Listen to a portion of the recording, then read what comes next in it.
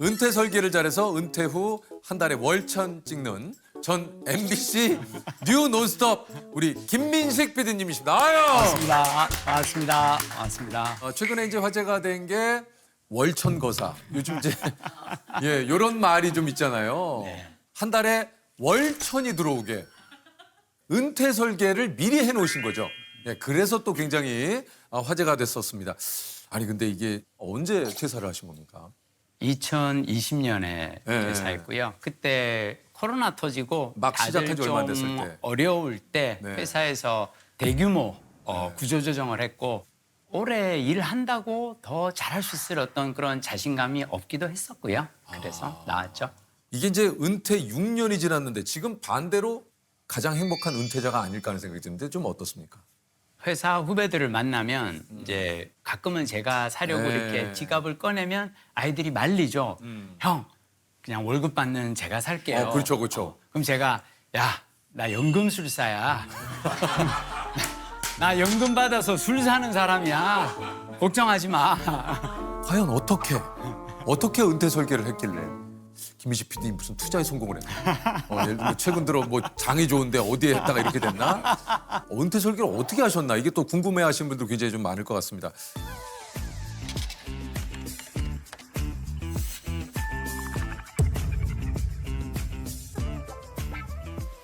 저는 20살에 저의 목표가 언젠가 나는 부자가 된다가 나의 목표였고 부자가 되기 위해서 뭘 해야 되는가 막 공부를 했는데 사람들이 다들 부자가 되기 위한 그 세 가지 길이 있다고 얘기를 해요.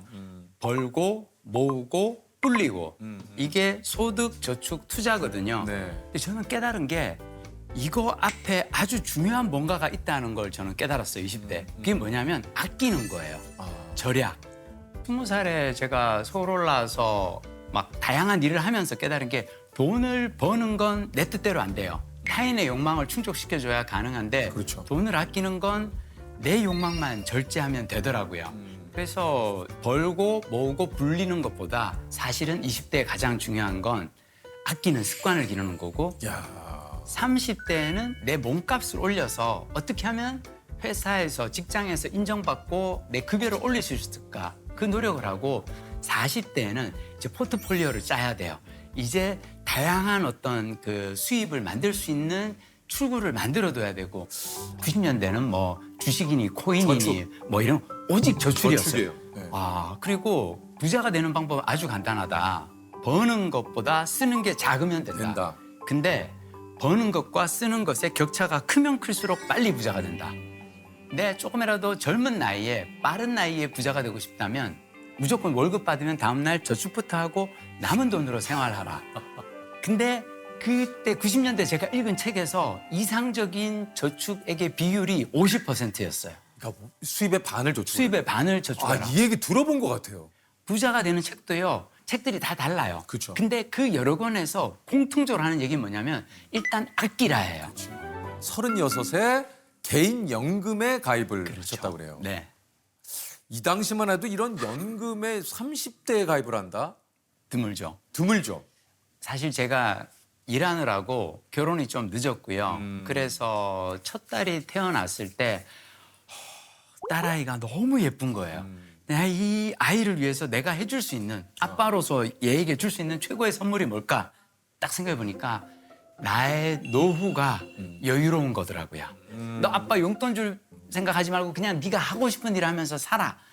라고 얘기를 해주려면 노후에 내가 윤택하게 살아야 되고 그러면 그냥 연금이라도 일단 보내주자. 미래 나에게로 계속 보내주자.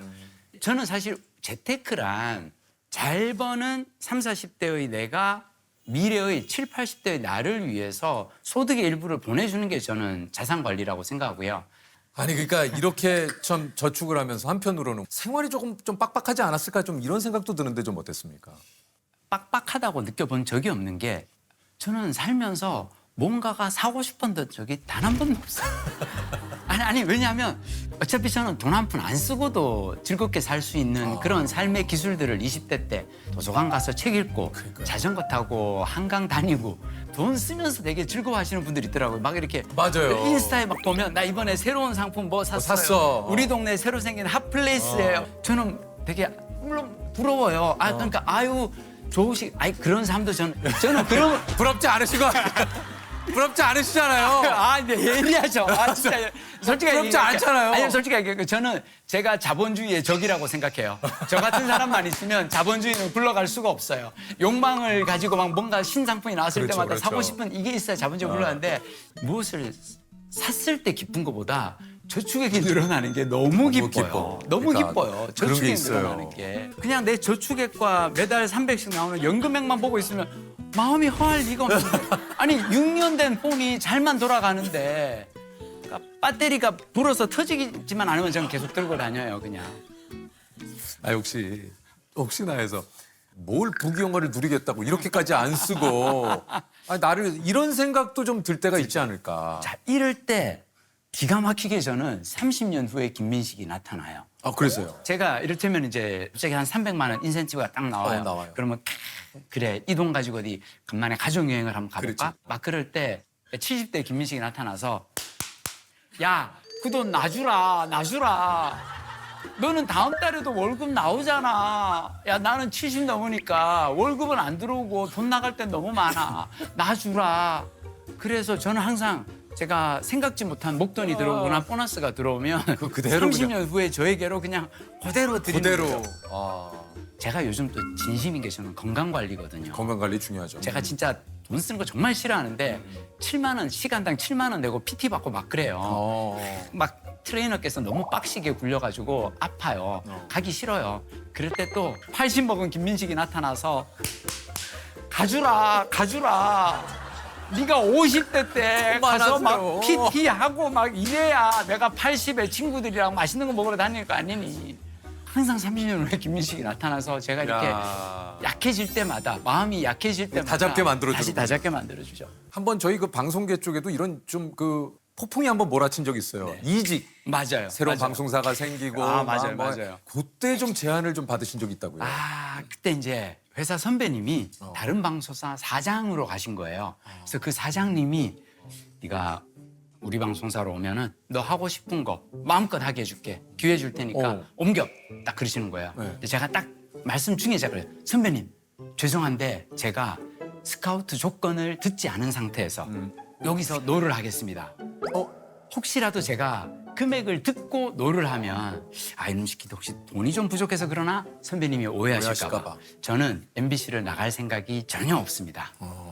왜 그러셨어요? 근데 제가 만약 한 10억 받고 제가 만약 나가잖아요.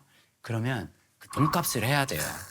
그렇죠. 사람이 돈을 받으면 공짜가 어디 있어요? 공짜가 어디 있어요. 내가 10억을 받잖아요. 10억에 돈값을 해야 돼요. 해야 돼요.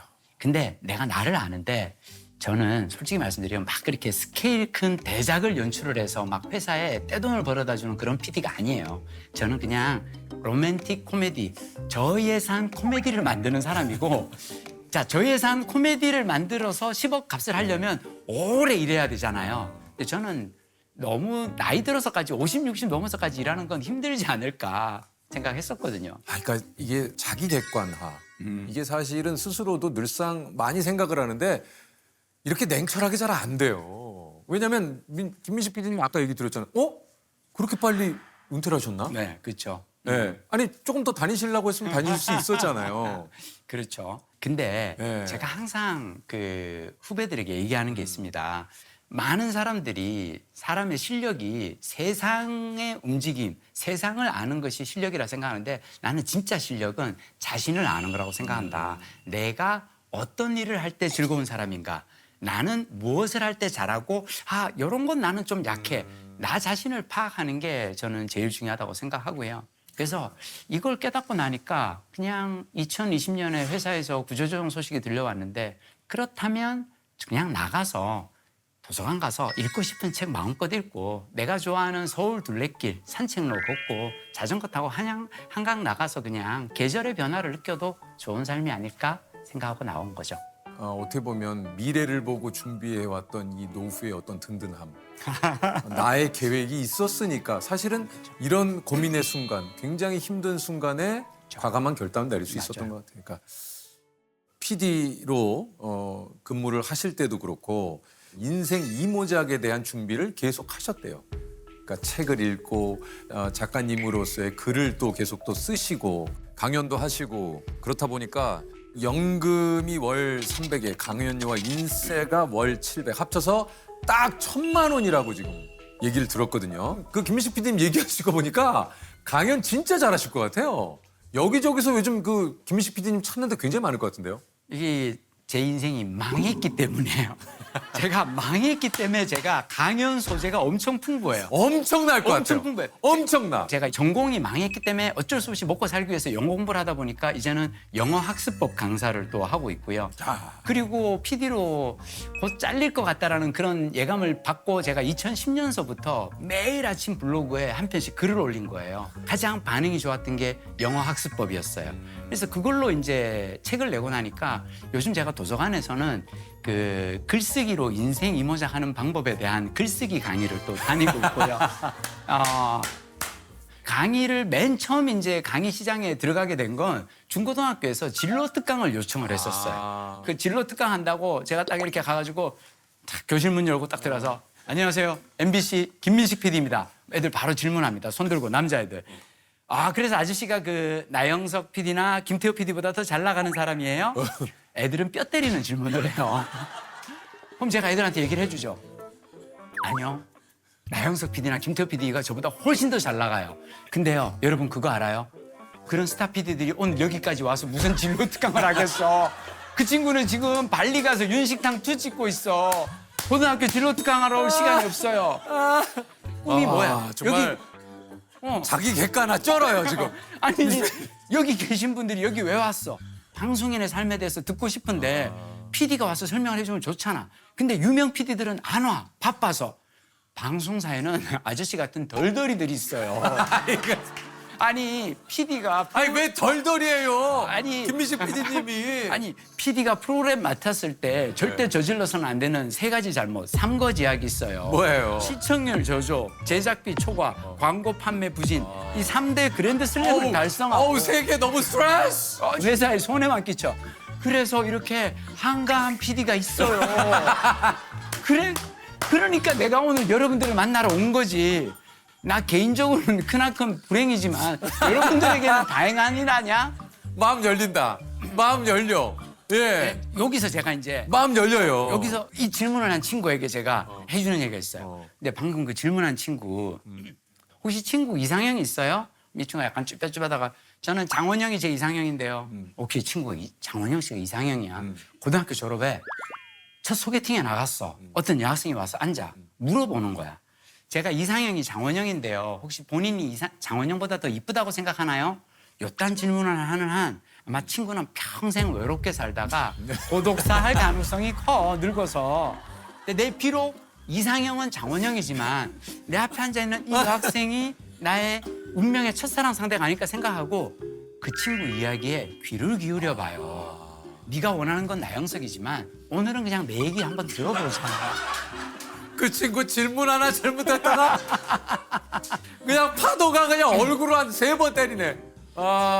아니 근데 PD님도 아까 얘기했지만 뉴논스톱, 그렇죠. 내조의 여왕 네. 이런 굵직굵직한 작품들이 있는데 자꾸 본인이 그런 PD가 아니라고 하시니까 제가 이게 그 사람들이 착각하는 게 그 투자 같은 거 할 때 뭐 하나 잘 된 거 보고 나는 투자의 신인가 봐.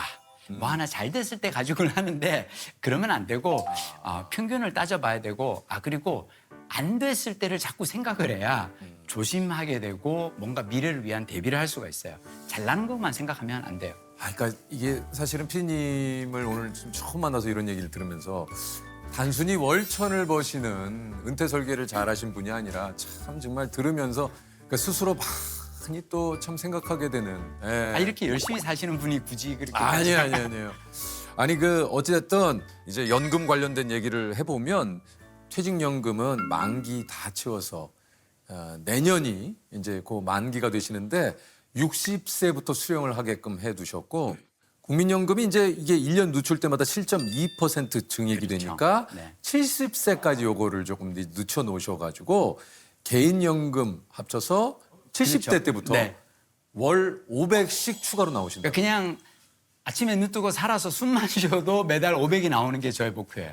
근데 이걸 제가 하기 위해서 한 건 진짜 뭐냐면 대단하시네. 자, 중요한 건 이거예요.